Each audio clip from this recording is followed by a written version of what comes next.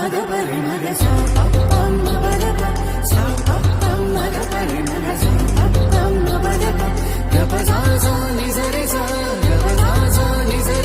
വലിയേട്ടാ വാ വാ. മാധവൻ എന്തേ അവനിവിടെ ഉണ്ടാ? ഇല്ല, നിങ്ങൾ വരുന്ന തന്നെ രാവിലെ തന്നെ പാലും കൊണ്ട് ഞാൻ പറഞ്ഞയച്ച്. അതിപ്പോ എന്തായാലും നന്നായി. അവൻ കേട്ടിട്ട് വലിയ കാര്യമില്ലല്ലോ. പെണ്ണും പെടക്കോഴില്ലാത്ത അവനിതെന്തിന് കേൾക്കണം? കൊച്ചേട്ട പക്ഷെ അതങ്ങനല്ല. അവൻ നമ്മുടെ അനിയനായതുകൊണ്ട് തന്നെ ഇതിലൊക്കെ അവന് അവകാശം ഉണ്ടെന്ന് അതാ പൊട്ടൻ അറിയോ? അതില്ല, അതറിയില്ലെങ്കിൽ നമ്മ പറയാൻ നിൽക്കണ്ട. അവൻ എന്തായാലും നമ്മ പറയണ അനുസരിച്ച് തുള്ളുള്ളൂ. അതുകൊണ്ട് വലിയ പ്രശ്നമില്ല. ഒരു 10,000 5,000 കൊടുത്ത് അവന് പറഞ്ഞയക്കാം. ഏട്ടാ അത് ഇത്തിരി കുറവല്ലേ? സ്ത്രീകൾ ഈ കാര്യത്തിൽ ഇടപെടണ്ട. പക്ഷെ എനിക്കതല്ല പേടി. ഇവൻ എങ്ങാനും അഥവാ കല്യാണം കഴിച്ചാലോ? കല്യാണം കഴിച്ച വീട് അവന് കിട്ടും. അമ്മ അത് അവനെ എഴുതി കൊടുക്കും. അവൻ കല്യാണം കഴിക്കാണ്ടിരിക്കുന്നിടത്തോളം കാലം നീ രക്ഷപ്പെടും. ഓ ഇപ്പിനി എന്താ ചെയ്യാ? ഒരു വഴിയുള്ളൂ. അവനെ കുറിച്ച് ഇല്ലാത്ത കാര്യങ്ങൾ നാട്ടിൽ പറഞ്ഞ് നടത്താം. അപ്പോ ഒരു വിവാഹം അവനെ തേടി വരില്ല. അവനിങ്ങനെ മൂത്ത് നരച്ച് ഇവിടെ നിക്കട്ടെ. നമുക്ക് എന്തായാലും ഒരു സഹായമാവും. അത് ശരിയാണ്. ഇപ്പൊ പിള്ളേരെ സ്കൂളിൽ കൊണ്ടുപോകണൊക്കെ അവനാണ്. അതുകൂടാണ്ട് വീട്ടിലെല്ലാ കാര്യങ്ങളും ചെയ്യണമുണ്ട്. അതന്നെ, ഇതിൽ കൂടുതൽ നമുക്ക് എന്താ വേണ്ടത്? നമുക്ക് ആവശ്യം വരുമ്പോ നമ്മുടെ താളത്തിലൊത്ത് തുള്ളാനായിട്ട് ഒരുത്താൻ അതവൻ മതി. പക്ഷെ എന്തൊക്കെ പറഞ്ഞാലും നമ്മുടെ തന്നെ രക്തമല്ലേ? രക്താണെന്നും പറഞ്ഞ് നമ്മൾ 5 മക്കളാണ്. ഈ 5 പേർക്ക് വീതിച്ച് പോകുമ്പോ ഒന്നും ഇല്ലാണ്ടാവും. അപ്പൊ 4 പേരെടുക്കുക, അത്ര തന്നെ. അവനൊന്നും കൊടുക്കണ്ട അത് ഞാൻ പറയുന്നില്ലല്ലോ. എന്തേലും ഒന്ന് കൊടുക്കാം, പക്ഷേ മുഴുവനായിട്ട് കൊടുക്കണ്ട. എന്തോ എന്റെ മനസ്സ് പറയുന്നുണ്ട് നമ്മൾ ഈ ചെയ്യുന്നതൊക്കെ തെറ്റാണെന്ന്. അത് വേറൊന്നും കൊണ്ടല്ലടാ. നീ 4ാമത്തെയും അവൻ 5ാമത്തെ ആയതിന്റെ പ്രശ്നമാണ്. നിനക്ക് അവനോട് കുറച്ച് സോഫ്റ്റ് കോർണർ ഉണ്ടാവും. അതാ. അപ്പൊ പറഞ്ഞതുപോലെ അവന് 30 വയസ്സ് കഴിഞ്ഞാൽ കല്യാണം ഒന്നും വരാണ്ടാവുന്നു. അതിനുശേഷം അമ്മയോട് നമ്മൾ കാര്യങ്ങൾ പറയുന്നു, സ്വത്തുക്കൾ വാങ്ങിക്കുന്നു, നമ്മൾ പോകുന്നു. അല്ല, ഇവനെ കുറിച്ച് ഇല്ലാത്തത് ആര് പറഞ്ഞ് നടക്കാനാണ്? ഇതിനാണ് ആളില്ലാത്തത്. നമ്മുടെ പെണ്ണമ്പിള്ളമാരോട് പറഞ്ഞാൽ മതി. അവരയൽക്കൂട്ടത്തിലൊക്കെ പറഞ്ഞോളും. പിന്നെ അതങ്ങോട്ട് വ്യാപിച്ചോളുന്ന്. എന്നാ പിന്നെ ഏട്ടൻ പറയുന്നത് പോലെ 4 പേരും കൂടി ആ ചെക്കന്റെ ജീവിതം നശിപ്പിക്കാൻ നോക്കുക. ലക്ഷ്മി, നീ അവന് വേണ്ടി വക്കാലത്ത് പഠിക്കല്ലേ. ഈ പൈസ സ്ഥലമൊന്നും കിട്ടിയില്ലെങ്കിൽ നമ്മളെല്ലാം വിട്ടുപോകും. എന്നാലും കുഞ്ഞേച്ചി, ഒന്നില്ലെങ്കിലും നമ്മുടെ അനിയനല്ല അവൻ. അങ്ങനെയാണെങ്കിൽ കുറെ വിട്ടുവീഴ്ചകൾ ചെയ്യേണ്ടി വരും. നീ അത് ആലോചിക്കണ്ട കേട്ടോ.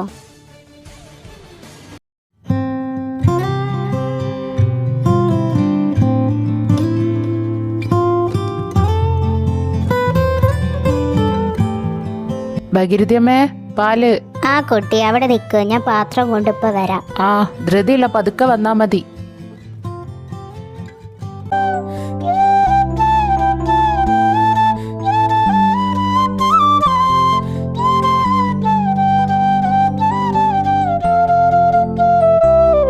അച്ചുവേട്ടാ.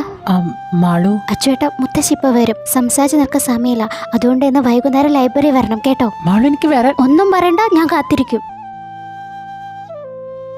ഇന്നാ കൂട്ടിയ പാത്രം. സാധാരണ പാലും കൊണ്ട് മനോഹരനാണല്ലോ വരാറ്. ഇന്നെന്തു പറ്റി? അതേട്ടന് ടൗണിൽ പോണായിരുന്നു ഭഗീരഥിയമ്മേ. ഇന്ന് ചന്ത ഇറങ്ങണ ദിവസാണല്ലേ. പിന്നെ മനോഹരനോട് പറഞ്ഞോളൂ, നാളെ തൊട്ട് പാല് കുറച്ച് കൂടുതൽ വേണമെന്ന്. ആൾക്കാരൊക്കെ ഇനി ഇവിടെ വരാൻ പോവാ. ഞാൻ ഏട്ടനോട് പറയാം. അപ്പൊ ശരി. ശരി കുഞ്ഞെ. ഏട്ടന്മാരൊക്കെ എപ്പോ വന്നു? ഓ, ഞങ്ങളിതേ കുറച്ചു നേരം മുന്നേ വന്നുള്ളൂടാ. എന്തു പറ്റി? എന്തെങ്കിലും വിശേഷം ഉണ്ടാവും? ഇല്ല, ചുമ്മാ അമ്മേനെ കാണാൻ. എന്നാ പിന്നെ നിങ്ങൾ സംസാരിച്ചിരിക്കേ, ഞാനിതൊക്കെ അകത്ത് കൊണ്ടുവച്ചിട്ട് വരാം. അയ്യോ ഇല്ലടാ, ഞങ്ങൾ ഇറങ്ങാണ്, നമുക്ക് പിന്നെ കാണാം. അതെ അതെ, പിന്നെ ചന്തയിലും പോണേ. എന്നായിക്കോട്ടെ. മാധവ. വരുന്നു അമ്മേ. എന്തു പറ്റി അമ്മേ? വന്നോരൊക്കെ പോയോ? ദേ ഇപ്പൊ തന്നെ ഇറങ്ങിയുള്ളൂ. എന്തു പറ്റി? 4 പേരും കൂടി മരുന്നിന് ഒരു 500 രൂപ തന്നിട്ടുണ്ട്. നീ ഇതുകൊണ്ട് എന്തായാലും നാളെ പരീക്ഷ എഴുതാൻ പൊക്കോ. അത് വേണ്ടമ്മേ, ഞാൻ എന്തായാലും സതീശൻ ചേട്ടനോട് കടം ചോദിച്ചിട്ടുണ്ട്. പുള്ളി തരാന്ന് പറഞ്ഞു. നിന്റെ അമ്മ ചത്തോ? അമ്മേ, പിന്നെ ഞാനിവിടെ ജീവനോടിരിക്കുമ്പോ എന്റെ കുഞ്ഞ് ആരുടെ നേരെയും കൈ നീട്ടുന്നത് എനിക്ക് കാണാൻ പറ്റില്ല. ഞാനിപ്പോ നിനക്ക് പൈസ തന്നില്ലേ, അത് വെച്ച് പോയിട്ട് വരാൻ നോക്ക്. ഇല്ലെങ്കിൽ ആ കല്യാണി വന്ന് ഈ പൈസ കൊണ്ട് പോവും. വീട്ടിലേക്ക് സാധനങ്ങൾ വാങ്ങിക്കണമെന്നും പറഞ്ഞു.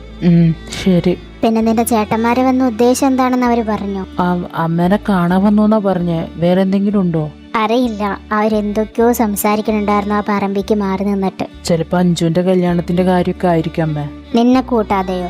അതിനിപ്പോ എന്താ അമ്മേ, എനിക്കെന്തായാലും ഈ വക കാര്യങ്ങളെ കുറിച്ചൊന്നും വല്ല അറിവില്ല. അവരെന്തെങ്കിലുമൊക്കെ സംസാരിച്ചത് തീർക്കട്ടെ.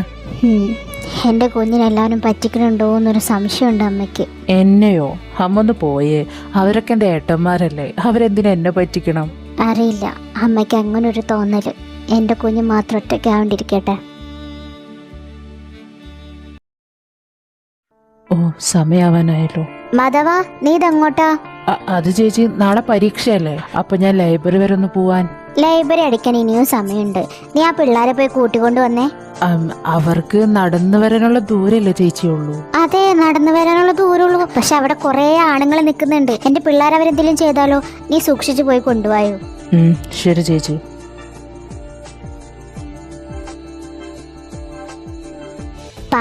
പാപ്പന് നാളെ പരീക്ഷയല്ലേ, എന്തിനാ ഞങ്ങളെ കൊണ്ടുപോകാൻ വന്നത്? അതെ പാപ്പ, ഞങ്ങൾക്ക് ഇവിടെ നിന്ന് അവിടെ വരെ വരാനുള്ള വഴി അറിയാലോ, പിന്നെ എന്തിനാ പാപ്പൻ കൂടെ വരുന്നത്? അത് അവിടെ കുറെ പൊട്ട ചേട്ടന്മാരുണ്ട്. അവരുടെ അടുത്തുനിന്ന് നിങ്ങളെ രക്ഷിക്കാൻ വേണ്ടി ഞാൻ ബോഡി ഗാർഡായിട്ട് വരുന്നതാ. വെറുതെ കള്ളം പറയാൻ നിൽക്കണ്ട പാപ്പ. എപ്പോഴും അമ്മ പാപ്പന് പരീക്ഷയാണെന്ന് അറിയുമ്പോൾ ഞങ്ങളെ കൊണ്ടുവരാനായിട്ട് പറഞ്ഞയക്കും. ഞങ്ങൾക്കറിയാം അമ്മയ്ക്ക് പാപ്പന് തീരെ ഇഷ്ടമല്ല. അയ്യോ, അങ്ങനെയൊന്നും പറയില്ലേ. നിങ്ങളുടെ അമ്മയ്ക്ക് എന്നെ നല്ല ഇഷ്ടമല്ലേ, അതുകൊണ്ടല്ലേ ദിവസം എനിക്ക് ഭക്ഷണമൊക്കെ തരുന്നത്. ഞങ്ങൾ കാണാറുണ്ട്. മീൻകറിയും മുട്ടക്കറിയും വെച്ചിട്ടുണ്ടെങ്കിൽ മുട്ടയും മീനൊക്കെ അച്ഛനും ഞങ്ങൾക്കും തരും. എന്നിട്ട് ചാറ് മാത്രമേ പാപ്പന് തരാറുള്ളൂ. ഇതൊന്നും കാണാണ്ടിരിക്കാൻ ഞങ്ങൾ പൊട്ടന്മാരല്ല പാപ്പ. ഞങ്ങളിപ്പോ വലിയ കുട്ടികളായിട്ടുണ്ട്. എന്തിനാ ഇതൊക്കെ പറയുന്നത്? നിങ്ങൾ എപ്പോഴും നിങ്ങളുടെ അച്ഛൻ്റെ അമ്മയുടെ ഭാഗത്ത് നിന്നാ മതി. പാപ്പനെ നിന്നോ നാളെയൊക്കെ നിങ്ങളെ വിട്ടു പോകുന്ന ആളാണ്. അതുകൊണ്ട് ഇനി എപ്പോ സപ്പോർട്ട് ചെയ്യണമെങ്കിലും അച്ഛൻ്റെ അമ്മയുടെ കൂടെ നിന്ന് സപ്പോർട്ട് ചെയ്താൽ മതി. എന്നെ സപ്പോർട്ട് ചെയ്യാൻ രണ്ടുപേരും നിൽക്കണ്ട കേട്ടോ. ഐ ആം സോറി പാപ്പ. പാപ്പൻ പണ്ട് ഞങ്ങളോടൊരു കാര്യം പറയാറുണ്ട്. നമ്മൾക്ക് ആരെങ്കിലും തിന്മയും നന്മയും ചെയ്യുന്നത് കണ്ടാൽ നമ്മൾ നന്മ ചെയ്യുന്നവരടുത്ത് മാത്രമേ നിൽക്കാൻ പാടുള്ളൂ, തിന്മ ചെയ്യുന്നവരെ പ്രോത്സാഹിപ്പിക്കാൻ പാടില്ല എന്ന്. ഇപ്പൊ പാപ്പൻ ചെയ്യുന്നത് അവരെ പ്രോത്സാഹിപ്പിക്കുകയാണ്. അതുകൊണ്ട് ഇതിനോട് ഞങ്ങൾ എന്തായാലും യോജിക്കില്ല. ഈശ്വര, ഞാൻ 2 പാമ്പുകളാണല്ലോ വിഷം കൊടുത്ത് വളർത്തിയത്. നാളെ നിങ്ങളുടെ അമ്മേനെ തല്ലിക്കൊല്ലും ഈ സ്വഭാവം കാണിക്കണാണുമ്പോ. പാപ്പനെ തൊഴാൻ ഞങ്ങൾ സമ്മതിക്കില്ല പാപ്പ. ഞങ്ങൾക്ക് ഇരിക്കാൻ അറിയാലോ. മതി മതി, നടക്ക്.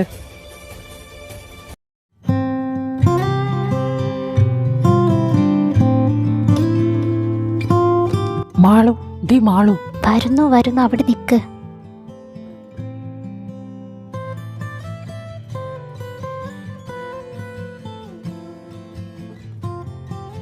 എന്താ പെട്ടെന്ന് കാണണമെന്ന് പറഞ്ഞത്? അച്ചുവേട്ടാ, നാളെ അച്ഛനമ്മ നാട്ടിലോട്ട് വരാ. അത് സന്തോഷമുള്ള കാര്യല്ലേ? നിങ്ങൾക്ക് സന്തോഷാണെങ്കിൽ എനിക്ക് സന്തോഷമല്ല. നീ എന്തീ പറയുന്നേ? അവര് വരുന്നത് എന്റെ കല്യാണം ഉറപ്പിക്കാനാ. അതിനിപ്പോ എന്താ, നീ കല്യാണം കഴിക്കണം? ഓ, എങ്കി എന്റെ മുഖത്ത് നോക്കി പറ നിങ്ങൾക്ക് എന്നെ ഇഷ്ടമല്ലെന്ന്. മാളു, നീ എന്തൊക്കെയാ പറയുന്നത്? നീ വെറുതെ ഓരോന്ന് ചിന്തിച്ചു കൂട്ടല്ലേ. എനിക്ക് നീ എന്റെ അനിയത്തിയെ പോലെയാണ്. ഓ, അനിയത്തിക്ക് ആരാ പ്രണയലേഖനൊക്കെ എഴുതാ? നീ എന്തേ പറയുന്നേ? 2 വർഷങ്ങൾക്ക് മുന്നേ നിങ്ങളിൽ നിന്ന് ഞാനൊരു പുസ്തകം വാങ്ങിച്ചിരുന്നു. ആ പുസ്തകത്തിനുള്ളിൽ ആരും കാണാതെ നിങ്ങളൊരു കത്ത് എഴുതി വെച്ചിട്ടുണ്ടായിരുന്നു. അതെടുക്കാൻ നിങ്ങൾ മറന്നതുകൊണ്ട് തന്നെ ഞാനത് മുഴുവനായിട്ട് വായിച്ചു. നിങ്ങൾക്ക് എന്നോടുള്ള ഇഷ്ടം എനിക്ക് അന്നേ മുതൽ അറിയുന്നതാണ്. ഇനിയും ഈ പൊട്ടനായിട്ട് അഭിനയിക്കുന്നതൊന്ന് നിർത്ത്. സത്യം എന്താന്ന് വെച്ചാൽ എന്നോട് പറഞ്ഞൂടെ? എനിക്ക് നിങ്ങളെ അത്ര ഇഷ്ടമായതുകൊണ്ടല്ലേ ചോദിക്കുന്നത്. ഓ എന്റെ മാളു, നീ ഇല്ലത്ത കുട്ടിയാ. നിന്നൊന്നും എനിക്ക് ആഗ്രഹിക്കാൻ പറ്റില്ലടി. എനിക്ക് നിന്നെ കല്യാണം കഴിച്ചതായി സ്വപ്നം പോലും എനിക്ക് കാണാനുള്ള അർഹതയില്ല. ഞാൻ എങ്ങനെയാ? മാത്രല്ല അന്നെനിക്ക് ബോധവും വിവരം ഉണ്ടായിരുന്നില്ല. അപ്പോ പറ്റിപ്പോയൊരു കയ്യബദ്ധമായിരിക്കും. നീ അതങ്ങനെ കണ്ടാ മതി. ഞാൻ ഇല്ലാത്ത കുട്ടിയല്ലായിരുന്നെങ്കിൽ ഒരു പക്ഷെ നിങ്ങൾ എന്നെ കല്യാണം കഴിക്കുമായിരുന്നു അല്ലേ? ഒരുപാട് കാലം ആ ചുവന്ന കൊടി പിടിച്ച് നടന്ന പരിചയമുള്ളതല്ലേ? എന്നിട്ടും നിങ്ങൾ ജാതിയും മതവും നോക്കുവാണോ? അങ്ങനെ അല്ലടി പെണ്ണെ, നിനക്ക് എന്നെക്കാൾ നല്ലൊരാളെ കിട്ടും. 10ാം ക്ലാസ് തോറ്റൊരുത്തനാണ് ഞാൻ. ജോലിയും കൂലിയില്ല. എന്നെ എങ്ങനെ നോക്കുന്നു പോലും എനിക്കറിയില്ല. അച്ചുവേട്ടാ, ഇതൊന്നും എന്നെ ബാധിക്കുന്ന കാര്യമല്ല. നിങ്ങൾക്ക് എന്നെ ഇഷ്ടമാണ്, അത് മാത്രം എനിക്ക് കേട്ടാ മതി. അതേന്ന് കേട്ട ഈ ജീവിതകാലം മുഴുവനും ഞാൻ ആ വീട്ടിൽ കാത്തിരുന്നോളാം. നിങ്ങൾ എപ്പോ എന്നെ കിട്ടാൻ പ്രാപ്തനാവുന്നോ അന്ന് എന്നെ തേടി വാ. മാളു, നീ എന്തെങ്കിലുമൊക്കെ തിരഞ്ഞെടുക്കുമ്പോ നിന്റെ വീട്ടുകാരെ പറ്റിയൊന്ന് ചിന്തിക്കേ. അച്ചുവേട്ടാ, ഇത് എന്റെ ജീവിതമല്ലേ. എനിക്കിനൊരു കല്യാണം വേണമെങ്കിൽ എന്റെ കല്യാണ ജീവിതം അതൊക്കെ ഞാനാണ് തിരഞ്ഞെടുക്കേണ്ടത്, അല്ലാതെ അവരല്ല. അവരെങ്ങാനും എന്നെ നിർബന്ധിച്ച് കല്യാണം കഴിപ്പിക്കാൻ ശ്രമിച്ച പിന്നെ ഞാൻ ജീവനോടെ ഇരിക്കില്ല. നീ വെറുതെ ഓരോ തീരുമാനങ്ങൾ എടുക്കരുത്. എന്നാ പിന്നെ പറ, നിങ്ങൾക്ക് എന്നെ ഇഷ്ടമാണോ അല്ലയോ? ഇഷ്ടമാടി, ഒരുപാട് ഇഷ്ടമാ.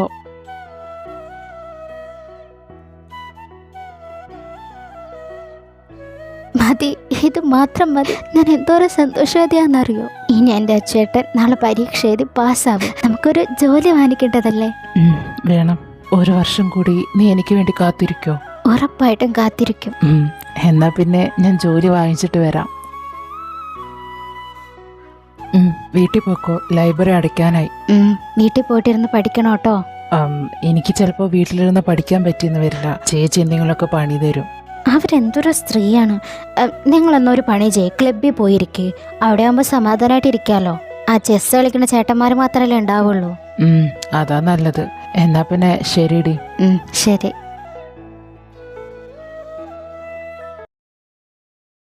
അമ്മ ഞാനെന്നാ പോവാണ്.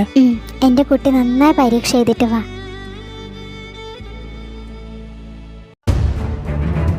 മാധവ. എന്ത് ചേച്ചി? മാധവ, എനിക്ക് നടക്കാൻ പറ്റണില്ല തീരെ. എന്തു പറ്റി ചേച്ചി?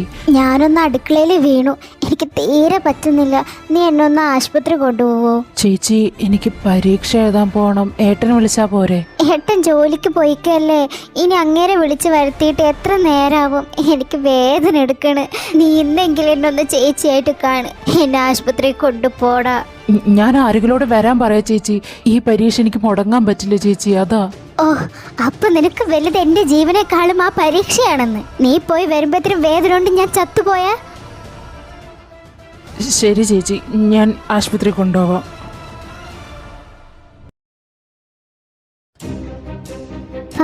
പാപ്പനെന്താ ഇവിടെ? പരീക്ഷ എഴുതാൻ പോയില്ലേ? അത് പാപ്പം പോയില്ല മക്കളെ. അത് നിങ്ങളുടെ അമ്മ ഒന്ന് വീണു, അപ്പോ ആശുപത്രി പോയി. അപ്പൊ വേറെ ആരെങ്കിലും അമ്മനെ കൊണ്ടുപോകാൻ പറഞ്ഞാ പോരെ? പാപ്പൻ എന്തിനാ പരീക്ഷ എഴുതാണ്ടിരുന്നത്? അപ്പൊ ആരും വിളിച്ചിട്ട് കിട്ടിയില്ല, അതുകൊണ്ടാ. അത് സാരില്ല, വിട്ടേക്ക്. അടുത്ത പരീക്ഷ ഉണ്ടല്ലോ, അത് നോക്കാം. ചേച്ചി, ഇത് അമ്മ മനഃപൂർവ്വം ചെയ്തതാ. എനിക്കറിയാം, പാവം പാപ്പൻ.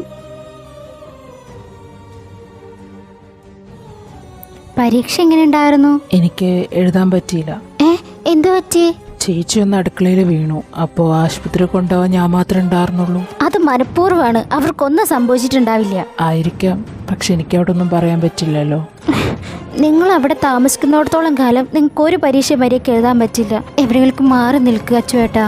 ഇവിടെ മാറി നിൽക്കാനാണ് മാളു. അമ്മനെ ഒറ്റയ്ക്കാക്കി എനിക്ക് അവിടെ നിന്ന് പോകാൻ പറ്റില്ല. അതുപോലെയാണ് ചേച്ചി അമ്മനെ നോക്കുന്നത്. എന്നാ പിന്നെ അമ്മയെ കൂട്ടി എവിടെയെങ്കിലും പോ. പൈസയും ജോലിയില്ലാതെ ഞാൻ എവിടെ പോവാനാ? അതൊക്കെ നീ വീട്. അച്ഛനമ്മയും വീട്ടിൽ വന്നിട്ട് എന്തു പറഞ്ഞു? എന്തു പറയാൻ, കുറെ ചെക്കന്മാരുടെ ഫോട്ടോ കാണിച്ചു തന്നു. ഞാൻ പറഞ്ഞു എനിക്ക് അവരൊന്നും ഇഷ്ടായില്ലെന്ന്. അവർക്കൊക്കെ എന്ത് ജോലിയാ? 2 പേര് ഗൾഫിൽ നിന്നാ, ബാക്കിയുള്ളവരൊക്കെ ഗവൺമെന്റ് ജോലിയും. ആ, അമ്മാവന് എന്താന്ന് എനിക്ക് മനസ്സിലായിട്ടോ. എന്ത്? ദേ മനുഷ്യ, നിങ്ങളെ തന്നെ താഴ്ത്തി കെട്ടാൻ നിൽക്കരുത്. അവരെക്കാൾ എത്രയോ ഭേദമാണ് നിങ്ങളെന്ന് എനിക്കറിയാം. ചിലപ്പോൾ അവർക്ക് ജോലി മാത്രമേ ഉണ്ടാവുള്ളൂ, നല്ല മനസ്സുണ്ടാവില്ല. പക്ഷെ എൻ്റെ അച്ചുവേട്ടൻ അങ്ങനെയല്ല, നല്ല മനസ്സിന്റെ ഉടമയാണ്. കേക്കാൻ നല്ല രസമുണ്ട്. അയ്യ, ഞാൻ രസത്തിന് വേണ്ടി പറഞ്ഞതല്ല, കാര്യമായിട്ട് പറഞ്ഞതാ. ആയിക്കോട്ടെ ആയിക്കോട്ടെ. ഇനി അടുത്ത പരീക്ഷ എന്നാ? അടുത്ത മാസം അവസാനമായിട്ടാ പറഞ്ഞേ. അപ്പൊ ഒരാഴ്ച മുന്നേ തന്നെ വീട്ടിൽ നിന്ന് മാറി നിൽക്കാൻ നോക്ക്. അല്ലെങ്കിൽ തലകറക്കവും തലവേദനയും വയറുവേദന എന്നൊക്കെ പറഞ്ഞ ചേച്ചി വരും. അതെ അതെ.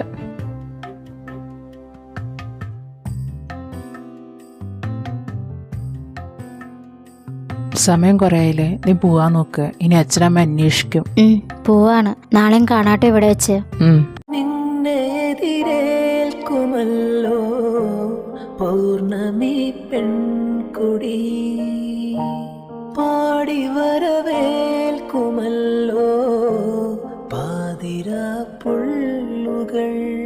നിന്റെ അനുവാദമറിയാൻ മനം കാതോർത്തിരിപ്പൂ. എന്നു വരുമെന്നെന്നും കൊതിയാർന്നിരിപ്പൂ.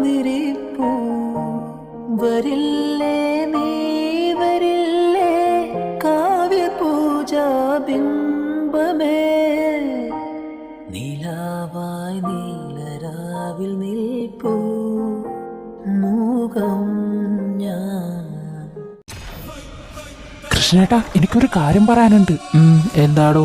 നിങ്ങളുടെ മോളും ആ മാമ്പള്ളി തറവാട്ടിലെ മാധവനും കൂടി ആ കൊളക്കരവിലിരുന്ന് സംസാരിക്കണ ഞാൻ കണ്ടു. അവര് സുഹൃത്തുക്കളല്ലേ, എന്തെങ്കിലും സംസാരിക്കുന്നതായിരിക്കും. എന്റെ കൃഷ്ണേട്ട അങ്ങനല്ല അവര് സംസാരിക്കുന്നത്. തോളിലെ ചാരി കൈ പിടിച്ചിരുന്ന് ചിരിച്ചാ സംസാരിക്കുന്നത്.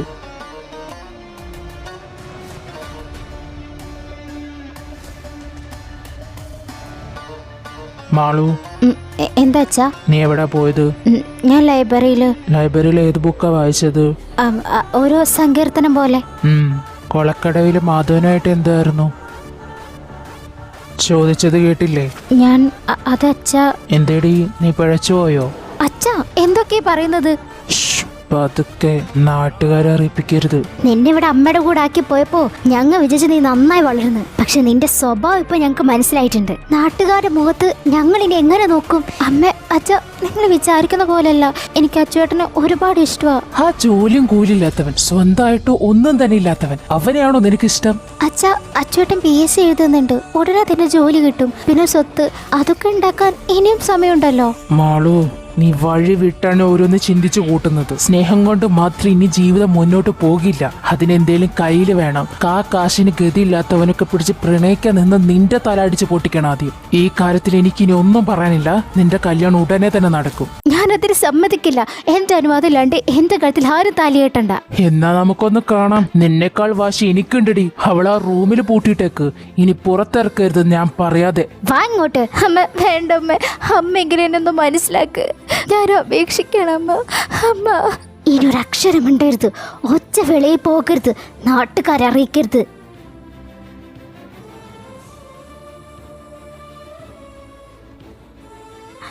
അമ്മ, തുറക്കമ്മ, വാതില് തുറക്ക്. അച്ഛനില്ലാണ്ട് എനിക്ക് ജീവിക്കാൻ പറ്റില്ല.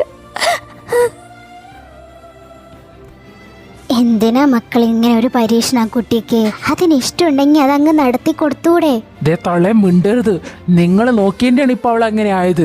ഞങ്ങൾ ഉണ്ടായിരുന്ന ഇത്രയും പ്രശ്നം ഉണ്ടാവില്ലായിരുന്നു. ഇനി നിങ്ങൾ അവളെടുത്ത് ഞാൻ കണ്ടാലാണ്.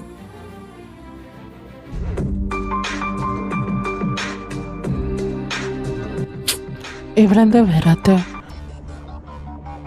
ഡാ,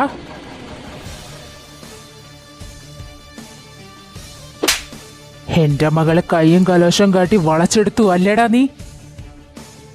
ഇനി നിന്റെ നിഴല് പോലും എന്റെ മോളെടുത്ത് കൊണ്ടുപോകരുത്. അവളെ ഞാൻ കല്യാണം കഴിപ്പിച്ച് വിടാൻ പോവാ. ആ കല്യാണത്തിന് പോലും നീ വന്നു പോകരുത്.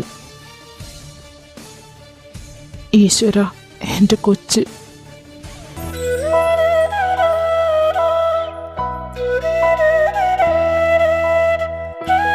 കരഞ്ഞു കഴിഞ്ഞെങ്കിൽ എഴുന്നേൽക്കും. ഞാൻ കരഞ്ഞിട്ടൊന്നുമില്ലല്ലോ. മാധവ, എന്താ പ്രശ്നം? അമ്മയോട് നീ പറ. അമ്മ, എന്റെ കുട്ടിയെ എന്തായി കാണിച്ചത്? എനിക്കിനി എന്താ ചെയ്യേണ്ടതെന്ന് അറിയില്ല അമ്മ. അവൾ എന്നെ അല്ലാതെ വേറെ ആരും കല്യാണം കഴിക്കില്ല. അവൾ എന്തെങ്കിലും കയ്യബദ്ധം കാണിക്കും. എന്റെ കുട്ടി കാരണം ആരുടെയും ജീവൻ പോകാൻ പാടില്ല. നീ അവളെ പോയി കൊണ്ടുവാ. ഞാൻ എങ്ങനെയാ അമ്മ? അമ്മ ഒരു കാര്യം ചോദിക്കട്ടെ? അവൾ ആത്മഹത്യ ചെയ്താ നീ എന്ത് ചെയ്യും? ഞാനും അത് തന്നെ ചെയ്യും. ആ കാണിക്കുന്ന ധൈര്യത്തിന്റെ പകുതി മതി അവൾ അവിടെ നിന്ന് രക്ഷിക്കാൻ. നീ നിന്നിൽ തന്നെ വിശ്വസിക്കേ. ആ കുട്ടിയെ രജിസ്റ്റർ ഓഫീസിൽ പോയി കല്യാണം കഴിച്ചിട്ട് ഇങ്ങോട്ട് കൊണ്ടുവാ. ശരി അമ്മ.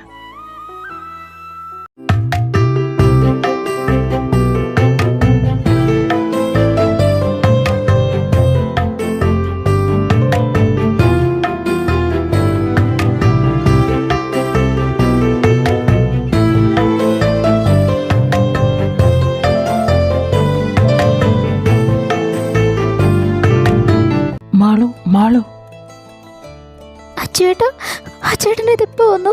എങ്ങനെ വന്നു? ആരെങ്കിലും കണ്ടോ? നീ കരയാതിരിക്കെ. ഞാൻ എങ്ങനെയെങ്കിലും അതിൻ്റെ ഉള്ളിൽ കയറാൻ നോക്കാം. എന്നിട്ട് നമുക്ക് ഇവിടുന്ന് പോവാം. ശരി, സൂക്ഷിച്ചകത്തോട്ട് കയറണം. 11 മണി കഴിഞ്ഞ് എല്ലാവരും ഉറങ്ങും. ശരി.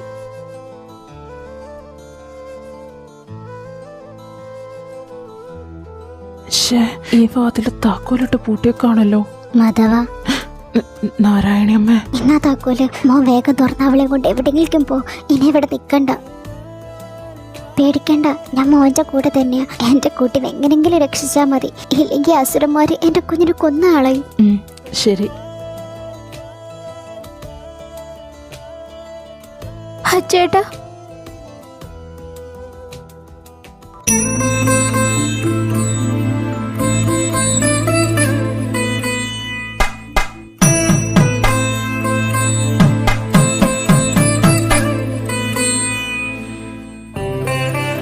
സാക്ഷികൾ ഒപ്പിടൂ.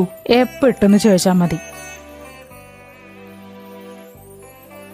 ഒരുപാട് നന്ദിയുണ്ടടാ നിങ്ങളൊക്കെ വന്നതിന്. അച്ഛൻ, നീ എന്താണ് നന്ദിയൊക്കെ പറയുന്നത്? നമ്മൾ കൂട്ടുകാരാകുമ്പോ ഇങ്ങനെയൊക്കെ ചെയ്യണം. എന്നാ പിന്നെ നിങ്ങൾ രണ്ടുപേരും വീട്ടിലേക്ക് പോവാൻ നോക്ക്. ശരിയെങ്കിൽ. ഹാടാ ശരി. നീ എന്ത് പണിയാണ് മാധവ കാണിച്ചത്? ഇല്ലത്തെ കുട്ടി അല്ലാണ്ട് നിനക്ക് വേറെ ആരും കിട്ടിയല്ലേ? ഈശ്വര, ഇനി പോലീസും കേസൊക്കെ ആയിട്ട് നടക്കാം എല്ലാവർക്കും. അതെങ്ങനെയാ? ആര് പറയണം കേക്കില്ല, സ്വന്തം ഇഷ്ടത്തിന് ഓരോന്ന് ചെയ്തു വെക്കും. അവസാനം പെടുന്നതൊക്കെ ഞങ്ങൾ ഈ ഏട്ടന്മാരായിരിക്കും. ഏട്ടോ ഒന്ന് നിർത്ത്, എന്തായാലും നടക്കണ്ടേ നടന്നു. ഇനിയിപ്പോ ബാക്കിയുള്ളത് എന്താന്ന് വെച്ചാൽ തീരുമാനിക്കാം. എന്ത് തീരുമാനിക്കാന്ന്?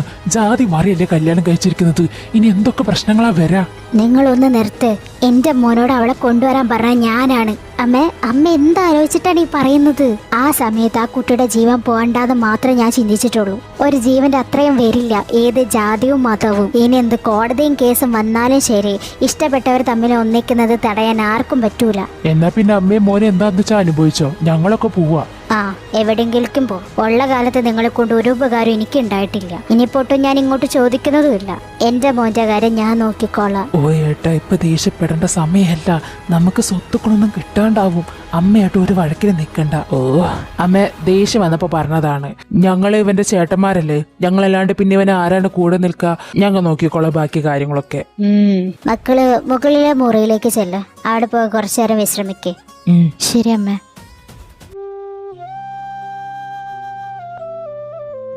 അച്ചുവേട്ടാ, ഞാൻ നിങ്ങളുടെ ഭാര്യയായിട്ട് വന്നത് ആർക്കും ഇഷ്ടായില്ലേ? ഇഷ്ടായില്ലെന്നോ? നിന്നെ എല്ലാവർക്കും ഇഷ്ടാവില്ലേ? പിന്നെന്താ എല്ലാവരും എന്നോട് ദേഷ്യത്തോടെ പെരുമാറുന്നത്? അത് നീ എന്റെ ഭാര്യ ആയതുകൊണ്ട്. എനിക്ക് മനസ്സിലായില്ല. അറിയില്ല, ഞാൻ ഇഷ്ടപ്പെടുന്നതൊക്കെ അവർക്ക് വെറുക്കാനാണ് ഇഷ്ടം.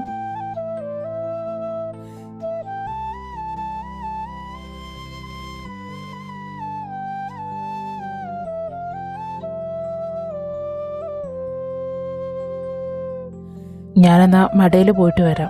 ശരി. എന്താ ചേച്ചി? കെട്ടിലമ്മ ചമഞ്ഞ് ഇല്ലാത്ത പോലെ ഇവിടെ ഇരിക്കാനൊന്നും പറ്റില്ല. നിങ്ങൾക്ക് ഭക്ഷണം വേണമെങ്കിൽ സ്വന്തമായിട്ട് ഉണ്ടാക്കി തിന്നണം. അപ്പൊ ഈ ഭക്ഷണമൊക്കെ ഇതൊക്കെ ഞാൻ കഷ്ടപ്പെട്ട് ഉണ്ടാക്കിയതല്ലേ? ഇതെന്റെ അമ്മയ്ക്കും എന്റെ കെട്ടിയനും എന്റെ പിള്ളേർക്കുമാണ്. എന്റെ കെട്ടിയനും നിനക്ക് എന്തെങ്കിലും കഴിക്കാൻ വേണമെങ്കിൽ എന്തെങ്കിലുമൊക്കെ ഉണ്ടാക്കണം. പക്ഷെ ഈ അടുക്കളയൊന്നും ഒരു ഉപ്പ് പോലും തൊടാൻ പാടില്ല. അതല്ല, എന്റെ ഭർത്താവ് കഷ്ടപ്പെട്ട് പണി ചെയ്ത് കൊണ്ടുവന്നതാണ്. മാളു, അച്ചേട്ടൻ വന്നോ? ഇന്ന് മടയിൽ കുറച്ച് കൂടുതൽ പണിയായിരുന്നു. 150 രൂപ കിട്ടി. ഞാൻ 100 രൂപയ്ക്ക് നമുക്ക് സാധനങ്ങളൊക്കെ വാങ്ങിച്ചിട്ടുണ്ട്. അതെയോ? നീ കഴിച്ചോ? മാളു, എന്തു പറ്റി? ഒന്നുമില്ല ഏട്ടാ.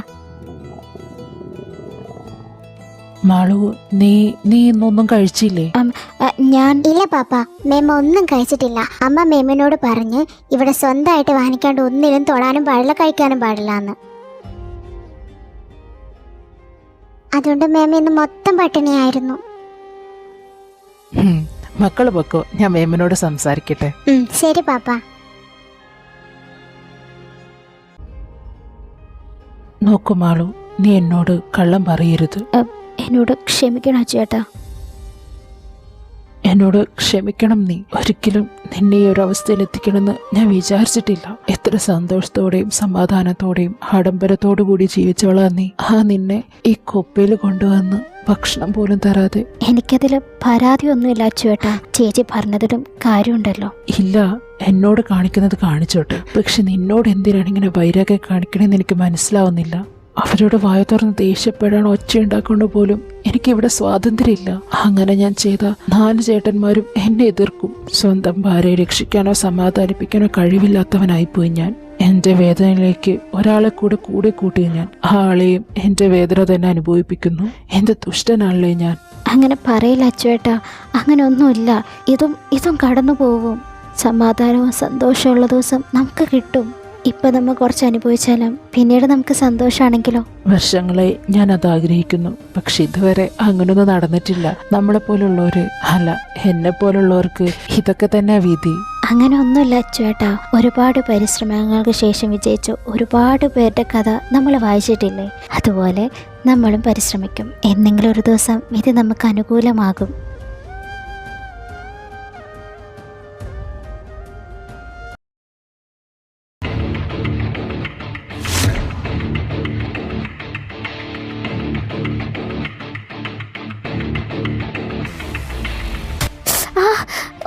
ഒരിത്തിരി ചൂടുവെള്ളം വീണതിനാണ് ഇത്ര അഭിനയം.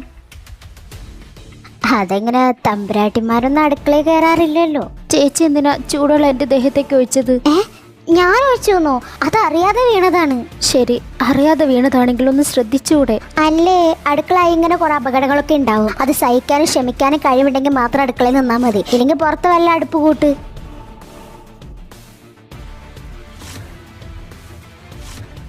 മാളു, ആ അച്ചുവേട്ടാ. അടുക്കളയ്ക്ക് വേണ്ട സാധനങ്ങളൊക്കെ ഞാൻ വാങ്ങിച്ചിട്ടുണ്ട്. ഇനിയിപ്പോ ചേച്ചിയുടെ അടുത്ത് കൈ നീട്ടാനൊന്നും നിക്കണ്ട. ശരി ഏട്ടാ. അല്ല, നിന്റെ കൈ പൊള്ളിയോ? അത് അടുക്കള കയറിയിട്ട്. ഓ എന്റെ മാളു, ഇതൊക്കെ സൂക്ഷിക്കണ്ടേ? ഞാൻ മരുന്ന് വെച്ച് തരാം. അതിന്റെ ആവശ്യമില്ല അച്ചുവേട്ടാ, അത് മാറിക്കോളും. അതൊന്നും പറഞ്ഞാൽ പറ്റില്ല, ഇങ്ങോട്ട് താ.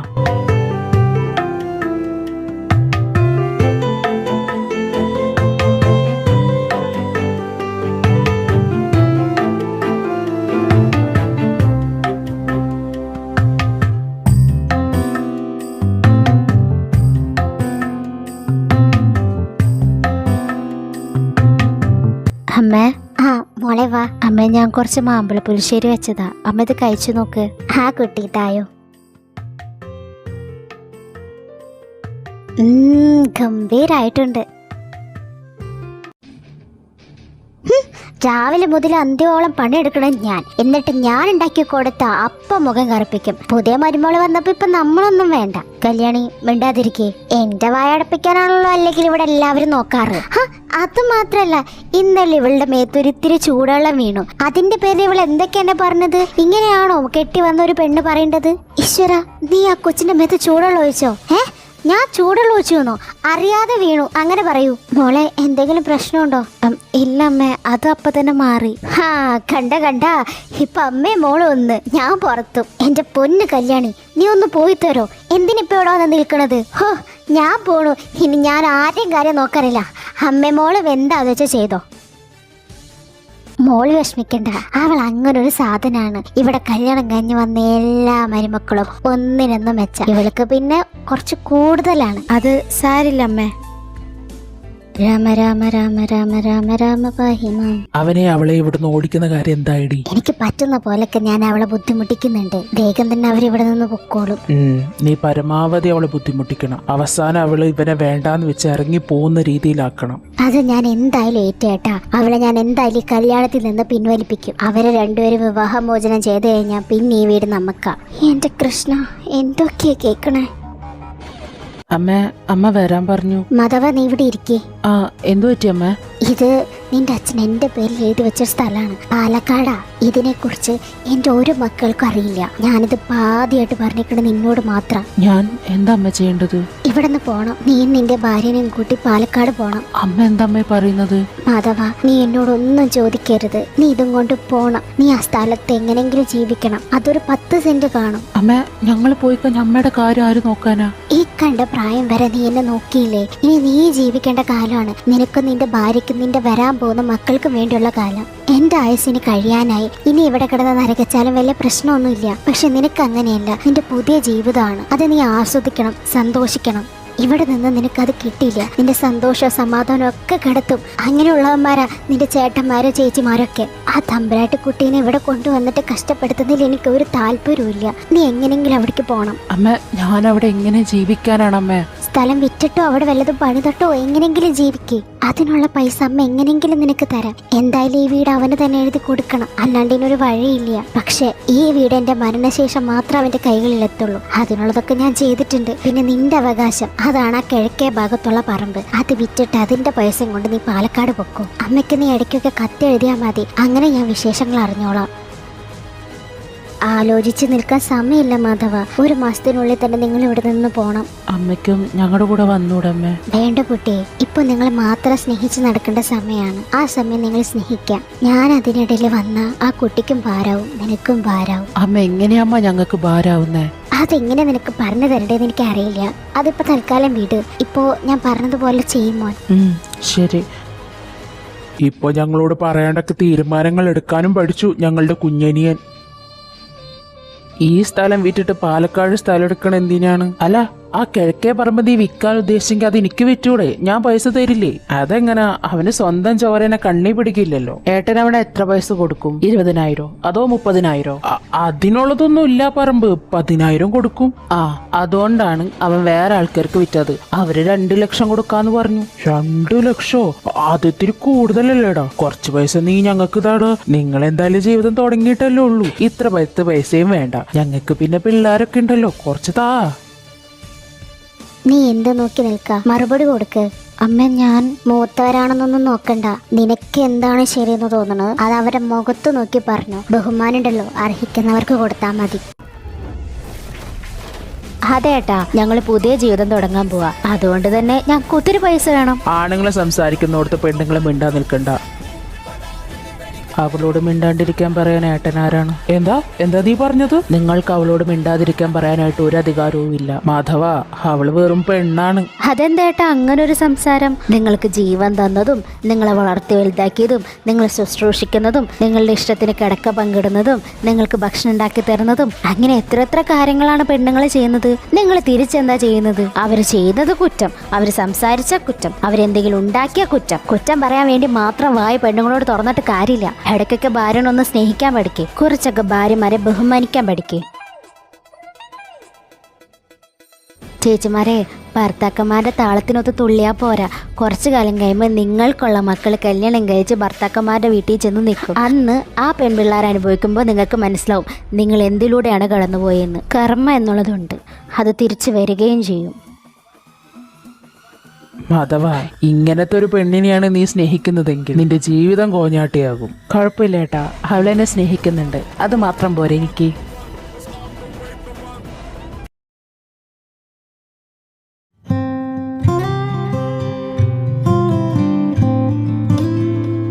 അച്ചുവേട്ടാ, നമ്മൾ ഇനി ഇവിടെ എന്താ ചെയ്യാൻ പോകുന്നത്? ഈ പൈസ വെച്ച് ഒരു കടയും ഒരു വീടും നമുക്ക് ഉണ്ടാക്കണം. അപ്പോ ഏട്ടന്റെ പരീക്ഷ? അത് ഇവിടെ നിന്നായാലും പോയി എഴുതാലോ. ഇപ്പൊ തൽക്കാലം നമുക്ക് വാടകയ്ക്ക് എവിടെയെങ്കിലും താമസിക്കാം. എന്നിട്ട് പെരപണിയൊക്കെ കഴിഞ്ഞിട്ട് ഇങ്ങോട്ട് വരാം.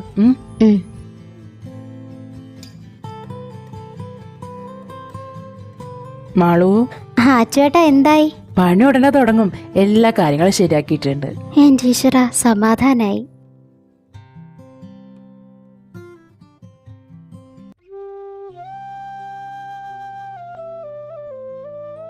അച്ചുവേട്ടാ, നമ്മള് പണിയാൻ പോണ വീട്ടില് 3 മുറി വേണം. അതെന്തിനാ 3 മുറി? നമുക്ക് 2 പേർക്കും പിന്നെ നമ്മുടെ 2 വാവകൾക്കും. വാവയോ? ഞാൻ അറിയാതെയോ? മിണ്ടാണ്ടിരിക്കുക അച്ചുവേട്ടാ, ഞാൻ നമ്മുടെ ഭാവിയിലുള്ള വാവകളുടെ കാര്യ പറഞ്ഞത്. എന്തിനാ ഭാവിയിലോട്ട് പോന്ന്? ഇപ്പൊ തന്നെ നോക്കിയാലെന്താ? പക്ഷെ പോടുന്നു, എനിക്ക് നാണം വരുന്നുണ്ട് കേട്ടോ. നീ ഇങ്ങോട്ട് നോക്ക്. നിന്നൊന്ന് മര്യാദയ്ക്ക് കണ്ടിട്ട് എത്ര നാളായി.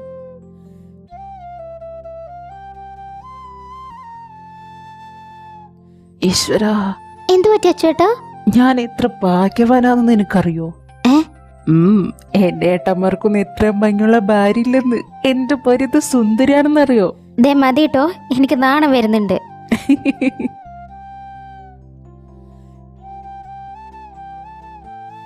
എന്നെ കെട്ടിയതിന്റെ പേരില് നീ ഒരുപാട് അനുഭവിച്ചിട്ടുണ്ട് മാളു.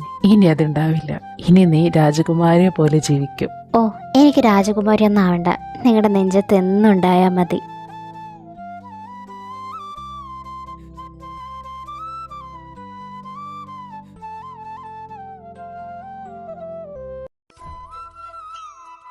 ഹൈ, എന്താ പെണ്ണി ഈ പച്ചമാങ്ങ ഇങ്ങനെ തിന്നോണ്ടിരിക്കണ്? നിനക്കെന്താ വയറ്റിലുണ്ടാ? എന്റെ രാധേച്ചി കുറെ ദിവസമായിട്ട് ഇപ്പൊ ഈ പച്ചമാങ്ങയില എന്റെ കണ്ണ്. ആഹാ, എന്താ പിന്നെ മാള്, നമുക്കിന്ന് ആശുപത്രി പോയാലോ? ഒന്ന് പോ ചേച്ചി, ഇത് വയറ്റിലുണ്ടായിട്ടാണെന്ന് എങ്ങനെ പറയാൻ പറ്റും? ഓ എന്റെ കുട്ടി, ഞാൻ 3 പെറ്റതാ, എനിക്കറിയാൻ പറ്റും. നീ വാ. എന്നാ ഞാൻ പോയി കുളിച്ചിട്ട് വരാം. ചെല്ല്. സംശയം ശരിയാണ്, ഗർഭിണി തന്നെ കേട്ടോ, ഞാൻ പറഞ്ഞില്ലേ.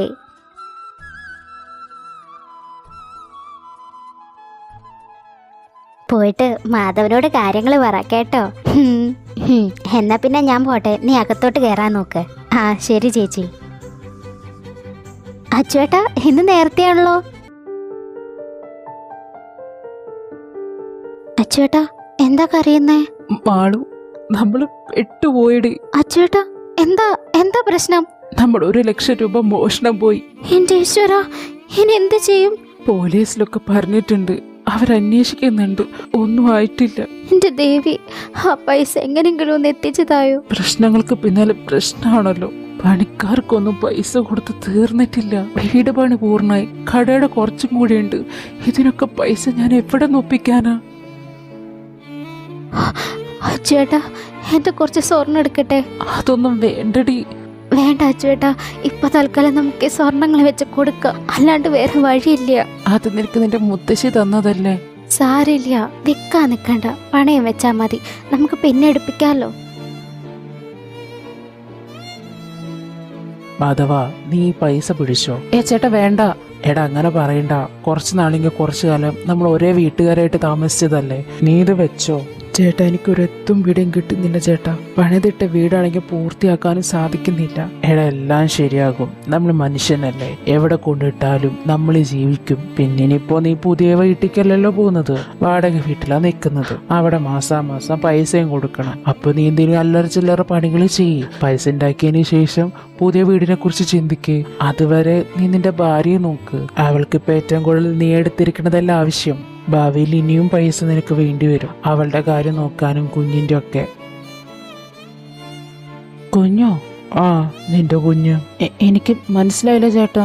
ഏടാ, നിന്റെ ഭാര്യ നിന്റെ കുഞ്ഞിനെ വയറ്റിലിട്ട് നടക്കല്ലേന്ന്. അവളെ നോക്കേണ്ട കാര്യാ പറഞ്ഞത്.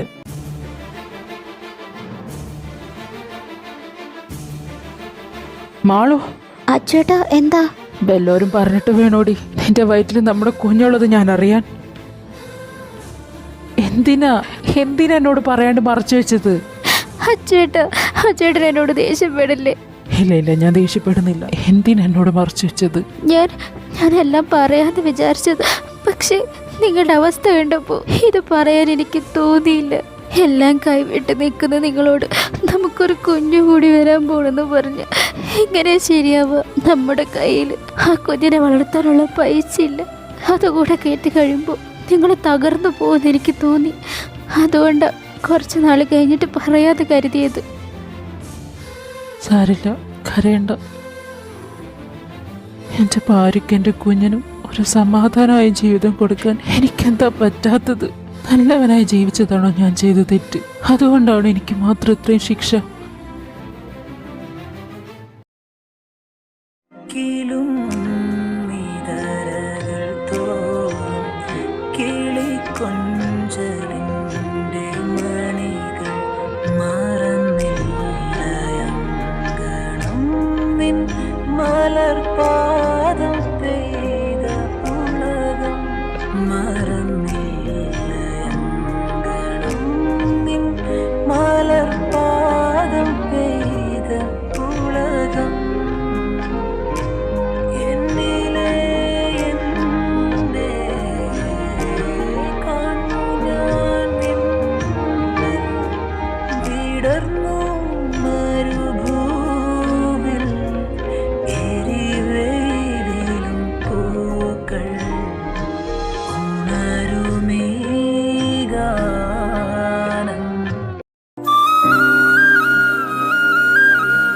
മാധവ.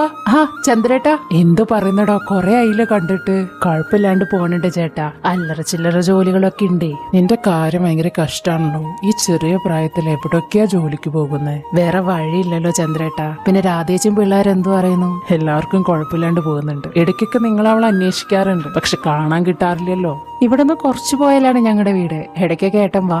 ആ വരണം. അവളുടെ പ്രസവം കഴിയുമ്പോ നീ പറ. തീർച്ചയായും പറയാലോ. അല്ല, അവൾക്ക് ഇപ്പൊ എത്ര മാസമായി? 8 ആയിട്ടുണ്ട്. ഡോക്ടറെ കാണിച്ചില്ലേ? ഇല്ല ഏട്ടാ, നാളെ കൊണ്ടുപോകണം. വേണമെങ്കിൽ ഞാൻ രാധനെ വിടാം. അയ്യോ ഏട്ടാ, അത് വേണ്ട, ഞാൻ അവളെ കൊണ്ടുപോയിക്കോളാം.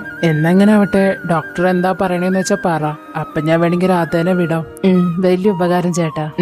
എന്നാ പിന്നെ ശരി, എനിക്കിവിടെ ഒരു വാർക്ക് ചെയ്യാനുണ്ട്. എന്നേട്ടൻ ചെല്ല്, പിന്നെ കാണാം. ഹാടാ, ശരി.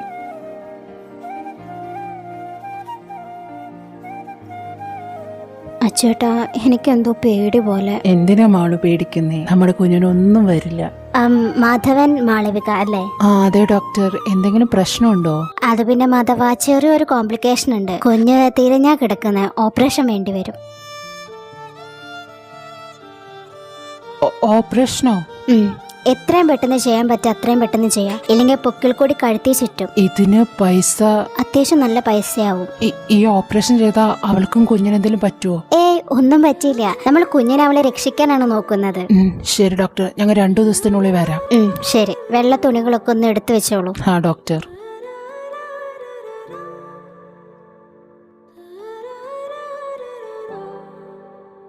മാളു, എന്തിനീ കരയുന്നേ? ദൈവം നമ്മളോട് മാത്രം എന്താ അച്ചുവേട്ട ഇങ്ങനെ? നമുക്കെന്തോ ഒന്നും നേടാൻ സാധിക്കാത്തത്? അതിനെന്തിനാ ദൈവത്തിന് പറയുന്നേ? എന്റെ തലവര അതാ പ്രശ്നം. ഞാൻ ജനിച്ചെന്ന മുതല് എല്ലാവർക്കും പ്രശ്നങ്ങൾ ഉണ്ടായിട്ടുള്ളൂ. ഇപ്പൊ നിനക്കും നമ്മുടെ കുഞ്ഞിനും. നിങ്ങൾ എന്തിനാ മനുഷ്യ സ്വയം പഴിചാരുന്നത്? ഇത് നിങ്ങളുടെ തെറ്റൊന്നും അല്ല. നല്ലവരെ ബുദ്ധിമുട്ടിക്കാനാണ് ദൈവത്തിന് ഏറ്റവും ഇഷ്ടം. എനിക്കൊരു തുമ്പിടും കിട്ടുന്നില്ല അച്ചുവേട്ടാ. നമ്മൾ എവിടെ നിന്ന് ഈ പൈസ ഒപ്പിക്കാൻ പോകുന്നേ? ഞാൻ നമ്മുടെ സ്ഥലം വിൽക്കാൻ പോവാ. അച്ചുവേട്ടാ, നിങ്ങൾ എന്തൊക്കെ പറയുന്നേ? മാളു, വീടൊക്കെ വീണ്ടും പണിയാം, പക്ഷെ നിന്നെ എനിക്ക് വീണ്ടും കിട്ടില്ല. നിന്റെയും നമ്മുടെ കുഞ്ഞിന്റെയും ജീവൻ വെച്ച് എനിക്ക് ഇനി റിസ്ക് എടുക്കാൻ പറ്റില്ല. ഒരു പക്ഷെ ആ വീടും ആ സ്ഥലവും നമുക്ക് അർഹിക്കപ്പെട്ടതായിരിക്കില്ല.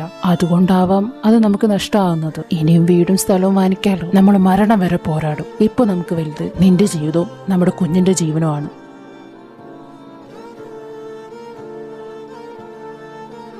മാധവ, ഡോക്ടർ, അവർക്കിപ്പോ എങ്ങനെയുണ്ട്? അമ്മയും കുഞ്ഞിനും ഒരു കുഴപ്പമില്ല. തനിക്ക് പെൺകുഞ്ഞാണ് കേട്ടോ.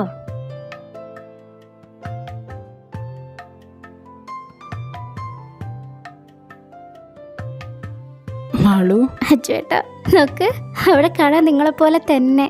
ആര് പറഞ്ഞു? ആ കണ്ണും ആ ചുണ്ടും ആ മൂക്കും എല്ലാം നിന്നെ പോലെ തന്നെയുണ്ട്. ശരിക്കും?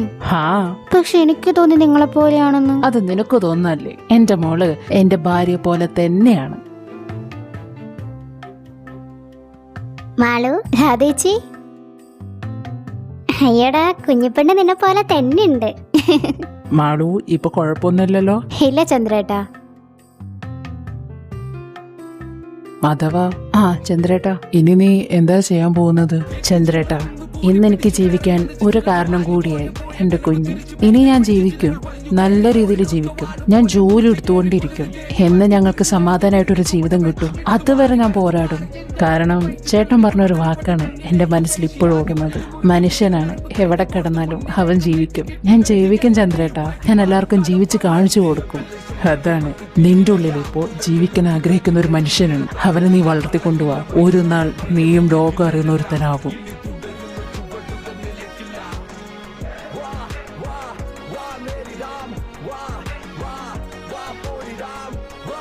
പ്രിയപ്പെട്ട അതിഥികളെ, ഇന്ന് നമ്മുടെ വേദിയിലേക്ക് എത്തുന്നത് ഒരു സാധാരണ ബിസിനസ്സുകാരനല്ല. കഷ്ടപ്പാടിനെയും ദാരിദ്ര്യത്തെയും പരാജയങ്ങളെയും തോൽപ്പിച്ച് സ്വന്തം അധ്വാനത്തിലൂടെ വിജയത്തിന്റെ കൊടുമുടിയിലെത്തിയ ഒരു മനുഷ്യനാണ്. പാലക്കാട്ട് ഒരു ചെറിയ ജീവിതത്തിൽ നിന്നും ആരംഭിച്ച് ഇന്ന് കേരളം മുഴുവനും അഭിമാനത്തോടെ നോക്കുന്ന പ്രമുഖ വ്യവസായിയായി മാറിയ ശ്രീ മാധവൻ സാറിനെ ഈ വേദിയിലേക്ക് ഹൃദയം നിറഞ്ഞ സ്വാഗതം ചെയ്യുന്നു. അദ്ദേഹത്തെ പൊന്നാട അണിയിച്ച് ആദരിക്കാൻ നമ്മുടെ മുഖ്യാതിഥിയായ വ്യവസായ മന്ത്രി ശ്രീ രാജീവ് അവർകളെ സസ്നേഹം വേദിയിലേക്ക് ക്ഷണിക്കുന്നു. എല്ലാവരും എഴുന്നേറ്റ് നിന്ന് കരഘോഷത്തോടെ അദ്ദേഹത്തെ സ്വീകരിക്കാം.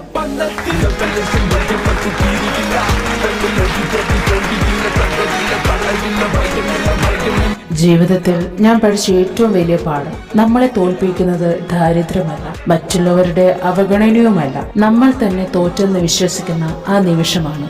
എന്നെ കൈവിട്ടവർ ഒരുപാട് പേരുണ്ടായിരുന്നു. പക്ഷെ എന്റെ കൈ ഞാൻ ഒരിക്കലും വിട്ടിട്ടില്ല. കാരണം ആ കൈ മുറുകെ പിടിച്ച് എന്റെ ജീവിതത്തിലെ എല്ലാ കഷ്ടപ്പാടുകളിലും എന്റെ കൂടെ നടന്ന എന്റെ ഭാര്യ അഥവാ എന്റെ സഹചാരി. കണ്ണീരിൽ നനഞ്ഞ രാത്രികളാണ് ഇന്ന് എന്നെ ഈ വെളിച്ചത്തിലേക്ക് നടത്തിക്കൊണ്ടുവന്നത്. അതുകൊണ്ട് ഇന്നും കഷ്ടപ്പെടുന്ന ഓരോരുത്തരോടും എനിക്ക് പറയാനുള്ളത് ഇത് മാത്രം: നിങ്ങളെ ആത്മാർത്ഥമായി വിശ്വസിച്ച് നിങ്ങളുടെ കൈ ഒരിക്കലും വിടാതെ കൂടെ നിൽക്കുന്ന ഒരു ജീവിത പങ്കാളി ഉണ്ടെങ്കിൽ ഒരു ദിവസം നമ്മുടെ കണ്ണീർ തന്നെയാകും നിങ്ങളുടെ വിജയത്തിന്റെ കഥ പറയുന്നത്. അന്ന് നിങ്ങളെ വിശ്വസിക്കാത്തവർ പോലും എഴുന്നേറ്റ് നിന്ന് നിങ്ങളെ ആദരിക്കും. ഇന്ന് ഈ 55-ാം വയസ്സിൽ ആ പഴയ 26-കാരൻ തന്നെയാണ് ഞാൻ. എനിക്ക് വേണ്ടി അവിടെ കൈയടിക്കുന്ന ആ 23 വയസ്സുകാരിയും ഇന്നും അവളുടെ സ്നേഹം മാത്രമാണ് എന്നെ ഇവിടെ വരെ എത്തിച്ചത്. അവളില്ലായിരുന്നെങ്കിൽ ഒരുപക്ഷെ ഇതൊന്നും ഞാൻ നേടുക പോലും ഉണ്ടായിരുന്നില്ല. അവളാണ് എനിക്ക് ഈ ജീവിതം നൽകിയത്. നന്ദി. എന്റെ പ്രിയപ്പെട്ട സഹചാരിയോട് ഒരിക്കൽ കൂടി പറയുകയാണ് നന്ദി. ഈ പൊന്നാട എനിക്ക് മാത്രമല്ല, നീയും കൂടി അർഹിക്കുന്നതാണ്. ചേച്ചി, ദേ അച്ഛനമ്മയും കണ്ണും കണ്ടും നോക്കിയിരിക്കണു. അവരെപ്പോഴും 18 പ്രണയിക്കട്ടെ.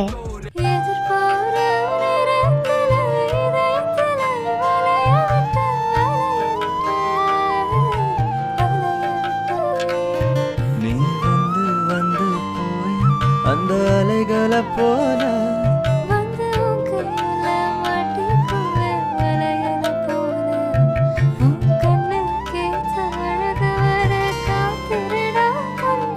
உன்னை இப்படியே தந்தா